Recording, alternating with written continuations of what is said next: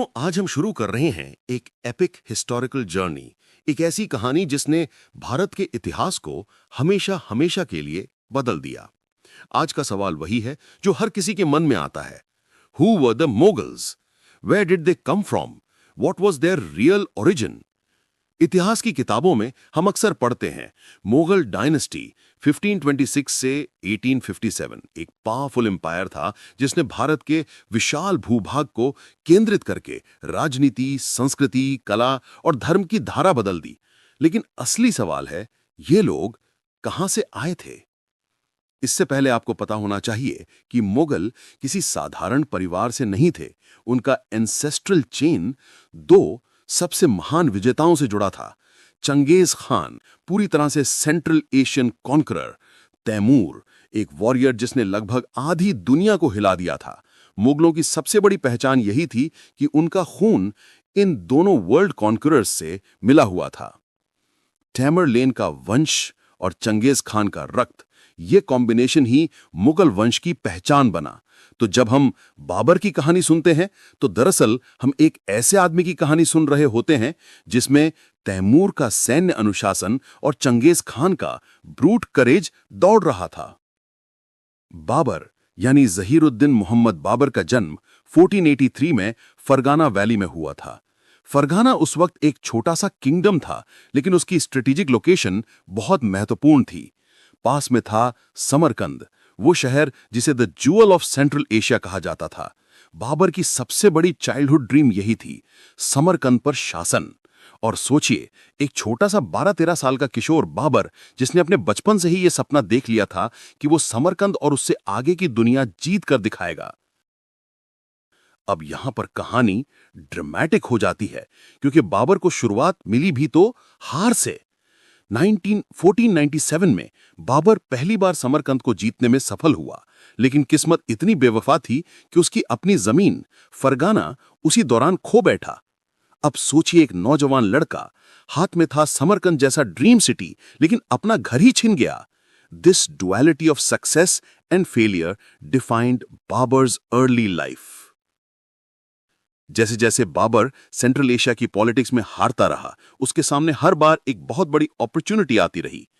India उस वक्त एक ऐसा सब कॉन्टिनेंट था जहां दिल्ली सुल्तानियत कमजोर हो चुकी थी, लोधी डायनेस्टी कमजोर पड़ रही थी, अफगान और राजपूत रूलर्स आपस में उलझे हुए थे, और बाबर की नजर साफ थी। If I cannot rule in central Asia, I will curve my destiny इन हिंदुस्तान। और अब यहां पर एक बड़ा इंटरेस्टिंग सवाल है, क्या मुगल खुद को मुगल कहते थे? असल में मुगल शब्द आया था मंगोल से। सेंट्रल एशियन लोग बाबर जैसे वंशजों को मुगल कहते थे क्योंकि वो चंगेज खान के ब्लड लाइन से जुड़े थे। लेकिन खुद बाबर हमेशा खुद को तैमूरिद कहकर इंट्रोड्यूस करता था, तैमूर का वंशज। तो ये देखिए, शुरुआत से ही मुगलों में डुअल आइडेंटिटी थी। On one side, they were Mongol descendants, यानी Genghis Khan. On the other side, they were Timurid, Persian-speaking warriors.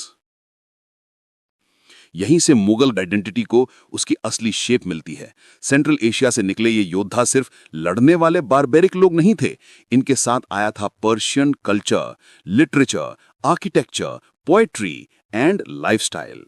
Babar खुद एक वॉरियर तो था ही, लेकिन साथ ही साथ एक पोएट, डायरी राइटर और नेचर लवर भी था। उसकी किताब बाबरनामा आज भी सबसे कलरफुल और इमोशनल मेमोइर्स में गिनी जाती है। इमेजिन कीजिए, एक एम्परर जो बैटलफील्ड में तलवार चला रहा है और रात को बैठकर पोएट्री लिख रहा है, बर्ड्स, फ्लावर्स और रिवर्स के बारे में। आप देख रहे हैं द हिस्ट्री कैसल, जहां पर इतिहास जीवंत होता है। तो अगर आप हमारे चैनल पर नए हैं या आपने अभी तक सब्सक्राइब नहीं किया, तो हमारे चैनल को तुरंत सब्सक्राइब करें और बेल आइकन को दबाना मत भूलिए। तो बढ़ते हैं कहानी की अगले मोड़ पर। यहीं से मुगल रूल को उसका यूनिक इंडो पर्शियन कैरेक्टर मिला। बाबर को कई बार हार झेलनी पड़ी सेंट्रल एशिया में। उसकी सबसे बड़ी पॉलिटिकल रियलिटी यही थी कि वो समरकंद को स्थायी रूप से कभी नहीं रख सका। तब उसने कहा, Hindustan is a vast and wealthy land full of gold, trade and opportunities. और ये कोई एग्जैजरेशन नहीं था। उस वक्त इंडिया दुनिया के सबसे प्रॉस्परस रीजन्स में से एक था। टेक्सटाइल, ट्रेड, एग्रीकल्चर, स्पाइसेस और कल्चरल डाइवर्सिटी, सब कुछ यहां था। अगर आप बाबर की सोच समझना चाहते हैं तो याद रखिए, वो हमेशा खुद को तैमूर का सच्चा वारिस मानता था।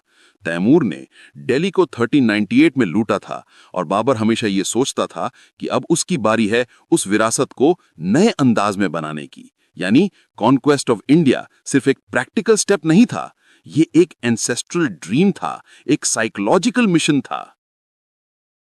अब जरा इमेजिन करो दोस्तों, एक छोटा सा नौजवान लड़का फरगाना से निकला, सपनों में समरकंद की गलियां बसाईं, पर राजनीति के खेलों में बार बार गिरता पड़ता रहा।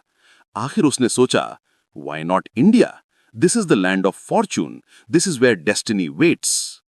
और वहीं से शुरू होती है मुगल एम्पायर इन इंडिया की कहानी, 1526 का पानीपत, जो आने वाली पार्ट 2 की बिगिनिंग बनेगा।